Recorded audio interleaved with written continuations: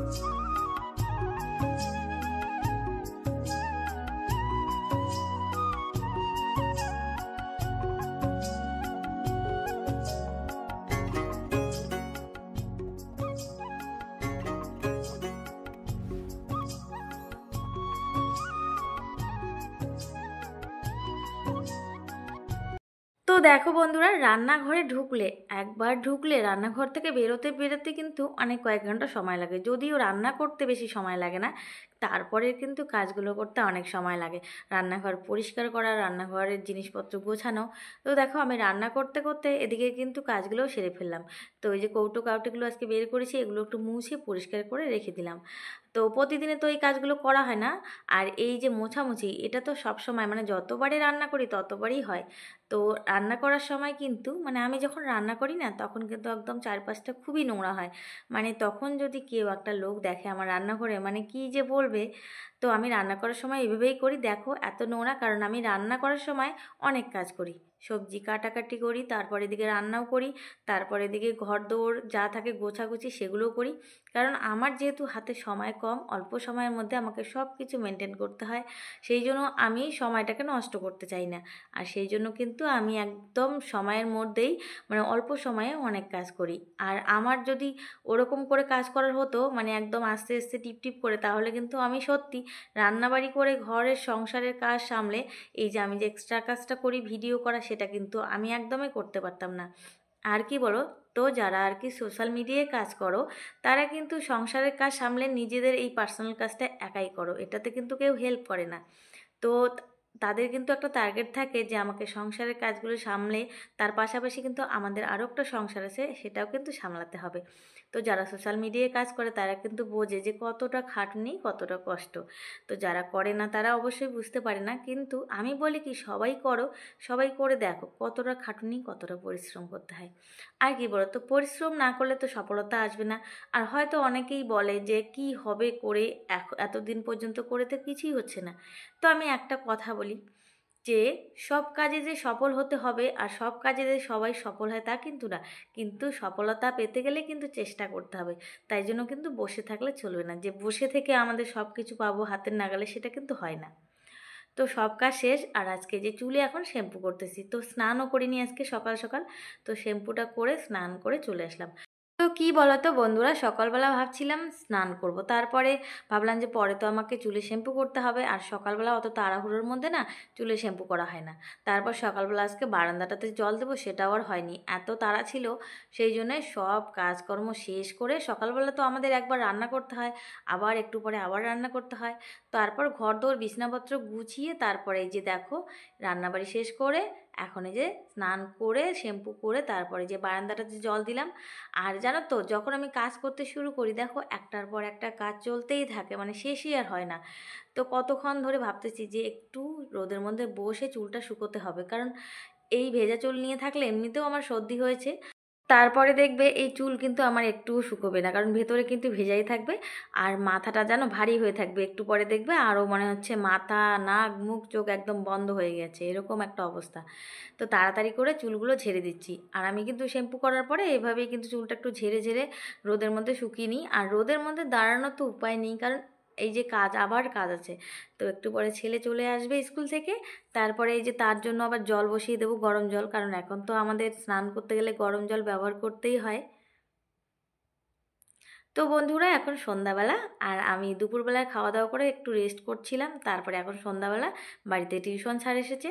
তো সেই জন্য চা করলাম, দেখো একটু লিকার চা করলাম, লাল চা। আর টিউশন স্যার কি বলে তো, একদম চিনি খায় না, মানে চিনি ছাড়া শুধু শুধু চা পাতা দিয়ে জলটা ফুটিয়ে চা বানালাম। তো যাই হোক, শর্টকাট। তারপরে যে দুধ গরম করতেছি একসাথে। তো বিকেলবেলা জানো তো একটু ফাঁকা থাকি, 1 ঘন্টা আধ ঘন্টার জন্য, তারপর সন্ধ্যাবেলা থেকে এই যে আবার সন্ধ্যাবাতি দিয়ে আবার কাজ শুরু হয়। তো ছেলে ওদিকে পড়তেছে, আর আমি এদিকে ছেলের জন্য ওই যে দুধটা গরম করে একদম রেডি করে রেখে দিচ্ছি, কারণ একটু পরেই এখন খেতে যাবে। আর ঠান্ডার দিনে জানো তো বারবার রান্নাঘরে আসতে ভালো লাগে না, একবার যদি লেপের তলে ঢুকে যাই, সত্যি কথা কি বলবো, এত কষ্ট। তো তারপরে এই যে দেখো দুধটা একটু, ওই যে একটা পাউডার আছে যেটা ও দুধের সঙ্গে মিশে খায়, সেটা একটু দিয়ে দিলাম, দিয়ে দেখো রেডি করে রেখে দিলাম। তো জানো তো পাশের বাড়ি থেকে এখন একটু করে দুধ নেই, আর অনেকটা দুধ জমা হয়ে গেছে। তো মাঝে মাঝে কোনো দিন দুধ খায়, কোনো দিন খায় না, তো ফ্রিজের মধ্যে জানো এখনও অনেকটা দুধ আছে। তো বন্ধুরা দেখো এখন আমি রাত্রিবেলা ডিনার বানাচ্ছি। তো আজকে আমাদের ডিনারে কি হবে বলো তো, এই দেখো ডিমের ভুজিয়ে করতেছি। আর ডিমের ভুজিয়ে দিয়ে আজকে একটা স্পেশাল জিনিস বানাবো। তো বড়মশাইকে বললাম আজকে আর ভাত খাবো না, কারণ প্রতিদিন না ভাত খেতে ইচ্ছা করে না। আর রুটি কি বানাবো বলো তো, রুটিও না বানাতে ইচ্ছা করে না, কারণ রুটি বানাতে গেলে এত হ্যাপা, আমার একদমই ইচ্ছা করে না। তো আজকে না সবজিও নেই। তো পেঁয়াজ আর লঙ্কা আর এই মটরশুঁটি দিয়ে আজকে আমি চাউ চাউ বানাচ্ছি। তো রাত্রিবেলা আমাদের হবে চাউ চাউ। তো একটু ভাতও আছে, অল্প একটু সবজিও আছে, তো সেটা মিশিয়ে মানে একসঙ্গে সব মিশিয়ে অল্প অল্প করে এই যে খাবো। তো এখন বাজে রাত্রি 10:30। তো খেতে খেতে 11টা বেজে যাবে। তারপর খাওয়া দাওয়া করে আবার রান্নাঘরটা পরিষ্কার করে রাখতে হবে, কারণ আমরা তো খাওয়া দাওয়ার পরে রাত্রিবেলা রান্নাঘরের বাসনপত্র সব পরিষ্কার করে রাখি। তারপর ছেলের দিকে আবার একটু পড়বে। তো ওই আমাদের ঘুমোতে ঘুমোতে 12টা ছাড়া আমাদের আর বিছনায় যাওয়া হয় না। তো দেখো আমার চাউ চাউ একদম রেডি, আর গরম গরম চাউ চাউ খেতে সত্যি ভালো লাগে। তো এখন আমরা এই যে চাউ চাউ ডিনার করছি। আর আজকের ব্লগটা তোমাদের কেমন লাগলো সেটা কিন্তু অবশ্যই তোমরা কমেন্টে জানাবে। তো ছেলে দেখো বসে পড়েছে। তো এখন আমরা খেতে বসবো।